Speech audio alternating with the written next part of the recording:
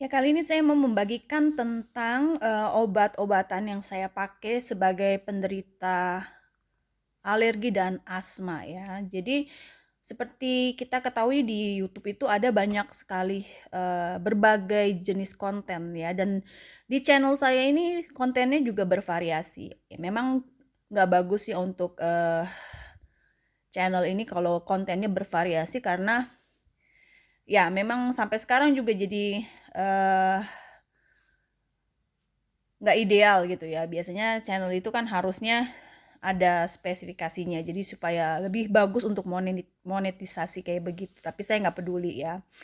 Ini channel saya dan saya bebas ya, jadi mau membahas tentang apapun dan konsekuensinya apapun itu kan hak saya sepenuhnya.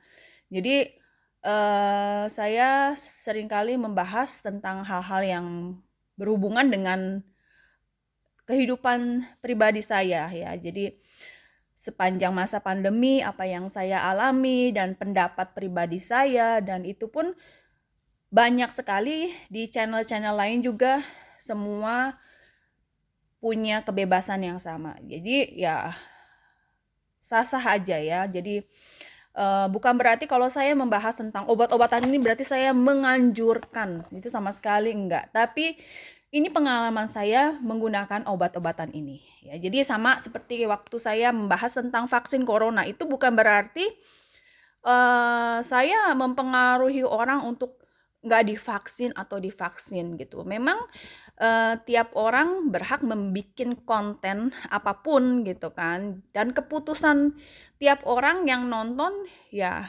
itu juga hak pribadi mereka gitu kan.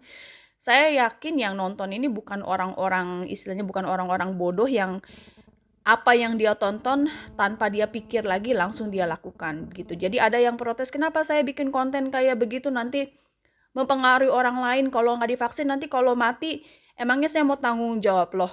Itu bukan tanggung jawab saya, dan juga salah sendiri kalau kamu mengambil keputusan tanpa dipikir-pikir dulu, ya itu juga salah sendiri gitu kan. Jadi setiap orang yang nonton YouTube jangan langsung ditelan bulet-bulet gitu kan. Karena orang yang bikin konten itu sama sekali nggak menganjurkan, mereka cuma membagikan pengalaman mereka, pendapat mereka secara pribadi, termasuk saya. Jadi obat-obatan ini juga saya tidak menganjurkan untuk dikonsumsi oleh semua orang yang menderita asma dan alergi ya. Jadi ini khusus yang saya pakai gitu kan. Saya bikin review juga banyak dari vacuum cleaner atau alat pel, hal-hal yang kayak begitu yang memang saya pakai dan saya uh, punya pendapat pribadi tentang hal itu. Jadi saya dapat obat ini dari dokter paru-paru ya, karena saya memang di Jerman ini rutin ya ke dokter paru-paru. Jadi ini dalamnya ini ya, jadi isi 2. Jadi saya dapat ini setiap 6 bulan sekali. Cuma kemarin saya kehabisan karena saya waktu terkena corona juga saya pakai lebih banyak. Ini harusnya dosisnya kalau yang 200 ini cukup 1 kali semprot. Cuma kalau saya waktu kemarin sempat merasa lebih lebih susah nafas, jadi saya pakai lebih banyak. Jadi lebih cepat habis kemarin. Tapi kemarin ini saya bukannya corona, saya yang corona ini bulan apa ya? Saya pernah bikin konten juga. Yang kemarin itu saya sakit batuk pilek biasa, batuk-batuk ya, karena emang lagi musim, pergantian musim. Itu biasa tiap tahun juga begitu ya, batuk alergi ya. Jadi saya agak banyak pakainya. Sebelumnya saya pakai yang 100 bukan yang 200. Nah, kalau ini kortisol ya. Ini dia kayak steroid gitu. Jadi memang ini bukan untuk kayak misalnya kita punya serangan asma terus tiba-tiba pakai ini langsung lega, enggak ya. Ini harus dipakai dalam jangka panjang dan juga teratur. Jadi saya pakainya 2 kali sehari, pagi dan malam. 2 kali sehari ini secara teratur, harus setiap hari, baru kita bisa merasakan dampaknya. Dampaknya apa? Untuk yang terkena asma nggak kambuh-kambuh gitu. Jadi kalau saya nggak teratur pakainya ya saya bisa kambuh gitu kan. Jadi saya sebenarnya nggak boleh lupa untuk mengontrol serangan asma saya supaya nggak terjadi ya. Tapi kemarin saya sempat berhenti karena saya kehabisan obat gitu beberapa hari dan itu terasa gitu. Jadi berat nafas saya. Jadi ini memang yang harus dipergunakan rutin sama penderita asma seperti saya. Jadi ini steroid memang efeknya ya pasti adalah efek negatifnya. Ya saya selalu bilang positif negatifnya untuk menyeimbangkan ya. Ada orang yang nggak mau pakai obat, dia takut ketergantungan. Ya memang yang punya penyakit asma ya mau nggak mau tergantung sama obat. Karena kalau nggak minum obat atau nggak pakai obat semprot ini ya sewaktu-waktu bisa terkena asma. Tapi kalau untuk menghindari serangan asma ya mau nggak mau harus tergantung rutin tiap hari semprot 2 kali sehari ini. Ya jadi uh, kita menerima penyakit kita.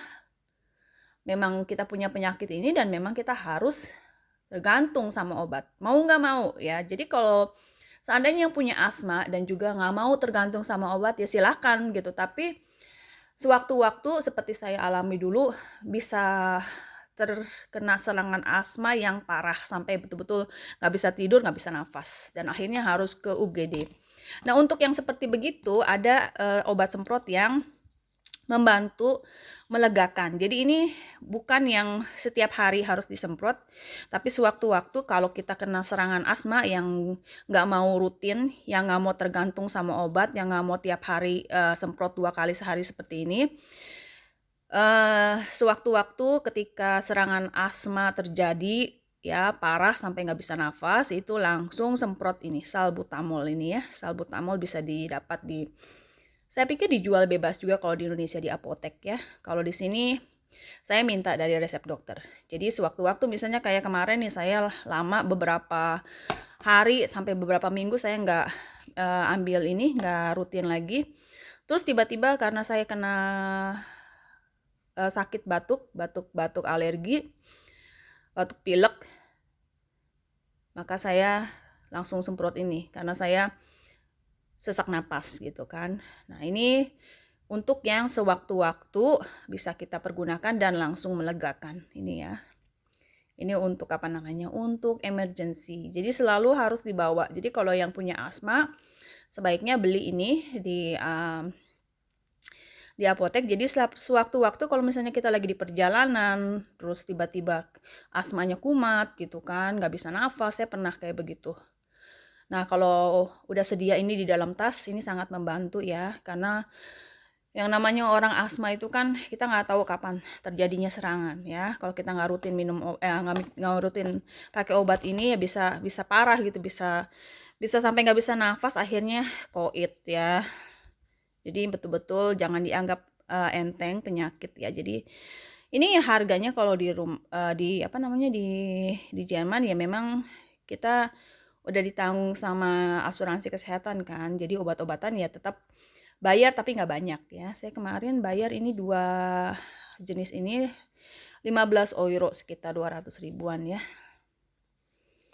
Ya sekitar itu. Jadi kalau cuma beli ini saya pikir 200 ribu kalau di apotek. Nggak tahu sekarang berapa harganya ya.